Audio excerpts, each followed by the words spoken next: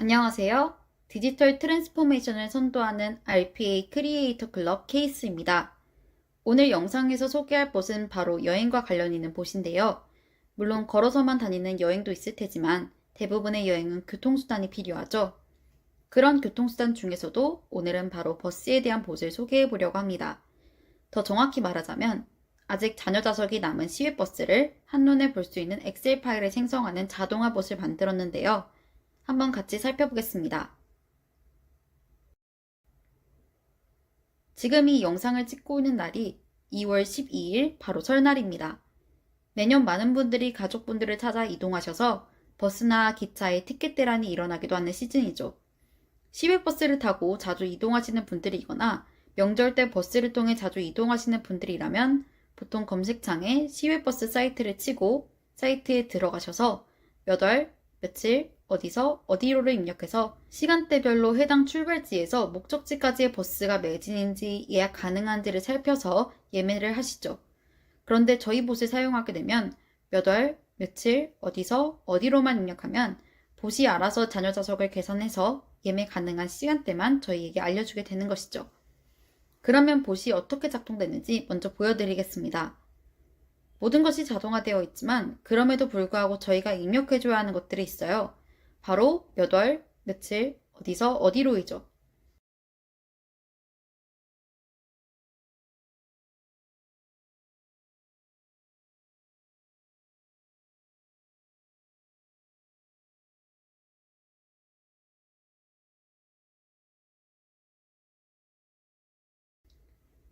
자, 이걸 입력하면 나머지는 봇이 다 해줍니다. 먼저 시외버스 사이트에 들어가서 저희가 입력하는 정보에 해당하는 정보가 적힌 페이지를 복사한 후에 케이스버스라는 이름의 엑셀 파일로 저장을 해주는 거죠. 지금 그 과정이 진행되고 있는 거고요. 엑셀 파일에서 불필요한 정보는 제거하고 필요한 정보만 새로운 엑셀 파일로 옮겨 붙여 넣어줍니다. 노선 정보라는 글자가 갑자기 뜨게 되는데 그 행 전체를 제거해주고 잔여 좌석만 추출한 다음에 예매 가능 여부를 판단해서 예매 가능한 값만 보여줍니다.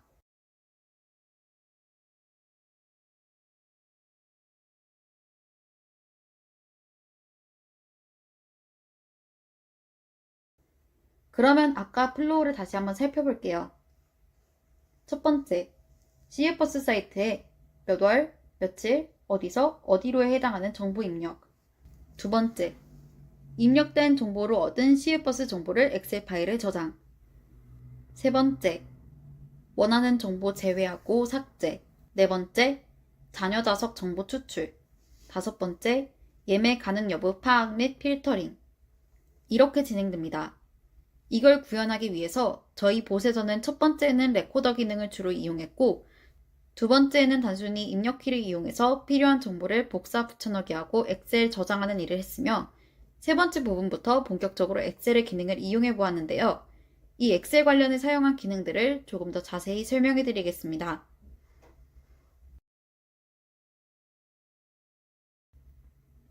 먼저 첫 번째랑 두 번째 부분만 진행했을 때 저장된 정보를 한번 살펴볼게요. 저희가 원하는 건 출발 시각부터의 정보이죠. 그래서 출발 시각 윗부분은 다 삭제해주게 됩니다. 엑셀에서 찾기 기능은 컨트롤 F를 사용하긴 하지만 봇에서 엑셀 고급 액션 중 찾기라는 하위 액션이 있기 때문에 이걸 사용해줍니다. 입력키 시뮬레이션에서 컨트롤 F를 사용할 수도 있지만 찾기라는 액션을 사용하게 되면 셀 주소를 바로 변수로 할당할 수 있다는 장점이 있습니다. 여기서는 이 기능을 사용하진 않긴 했지만 이러한 차이가 있다는 점은 알아두시면 좋을 것 같습니다. 저희는 엑셀 고급에서 행 번호 가져오기 액션을 사용해 출발 시각 셀의 행을 알아내서 그 행 바로 윗부분까지 삭제할 수 있게 했고요. 이렇게 해서 출발 시각이 A1 셀에 오게 만들었습니다. 그런데 여기 밑에 보면 또 불필요한 정보가 있죠? 이걸 또 없애주기 위해서 시외버스 예매를 찾아주고 이 행부터 루프 액션을 이용해 50행 정도 삭제를 반복합니다. 이 두 과정에 사용된 액션은 행, 열, 삽입, 삭제입니다.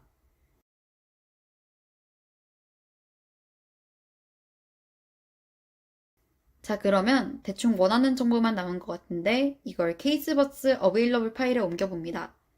그러면 없던 글씨가 생겼어요. 여기 노선 정보 보이시죠?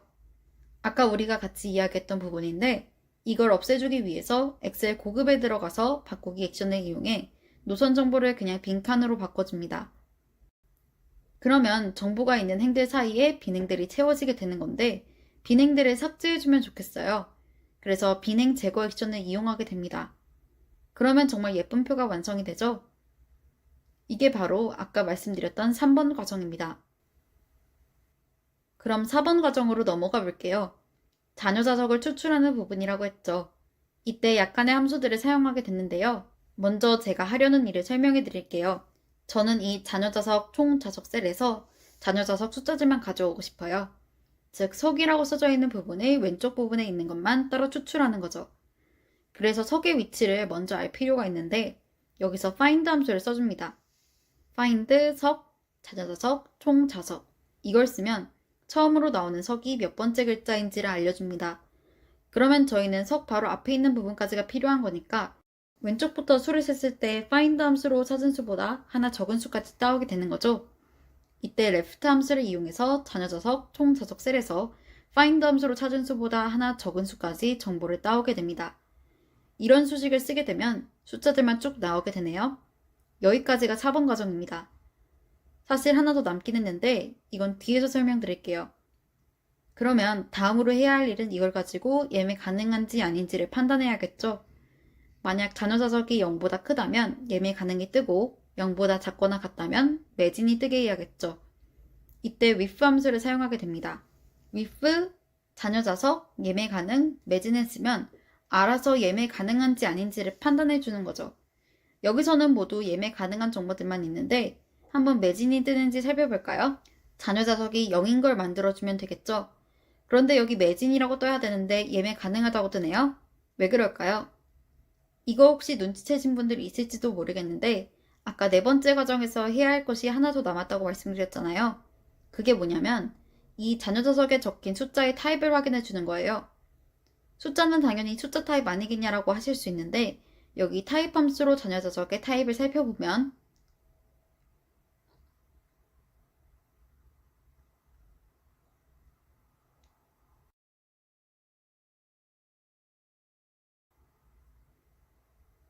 놀랍게도 문자열이라고 되어 있죠. 정보를 브라우저에서 긁어와서 엑셀에 저장하는 과정에 문자열이라고 인식을 해버린 거예요. 그러면 문자열을 숫자로 바꾸는 작업이 필요하겠죠. 이걸 가능하게 해주는 함수가 바로 value 함수입니다. 그래서 아까 적었던 left 함수를 value 함수로 감싸주면 문자열 형태로 저장되어 있던 숫자가 숫자 형태로 표현이 됩니다. 신기하죠?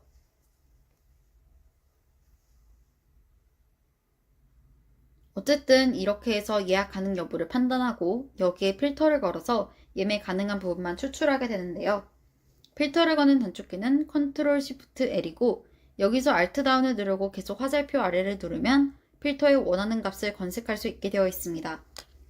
여기에 예매 가능을 누르고 엔터를 누르면 끝이 나는 거죠. 이렇게 해서 이 과정을 자동화하게 된 거예요.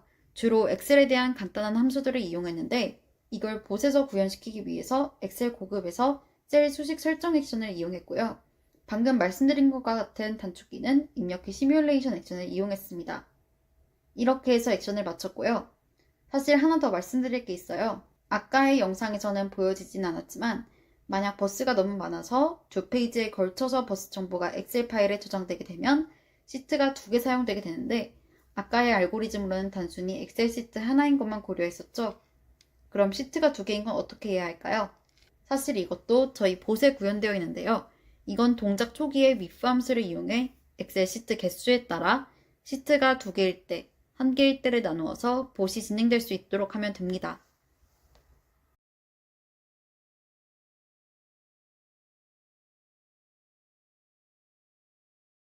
이건 조금 더 복잡해서 워크시트 삭제 액션 등 더 많은 액션들이 사용되었는데 혹시 나중에 기회가 되면 시트 2개 이상의 정보를 통합해서 다루는 봇도 설명해 드리도록 하겠습니다. 마무리하기 전에 오늘 봇에서 중요한 액션을 뽑아보자면 데이터 테이블로부터 쓰기와 워크시트를 데이터 테이블로 가져오기 액션을 말할 수 있을 것 같은데요. 엑셀에 있는 정보를 데이터 테이블로 옮겨와서 새로운 엑셀에 붙여넣기 할 때 유용하게 쓰였던 액션입니다. 물론 이거 말고도 다른 방법으로도 엑셀의 정보를 다른 엑셀로 옮길 수 있긴 하지만 해당 정보를 어느 셀에 옮겨 넣을지까지도 처음에 같이 설정할 수 있다는 점에서 좋았던 것 같습니다. 이상으로 영상은 마치게 될 텐데요. 궁금하신 점을 댓글로 남겨주시면 저희가 도움 닿는 데까지 도와드리도록 하겠습니다. 그럼 영상은 마칠게요. 감사합니다.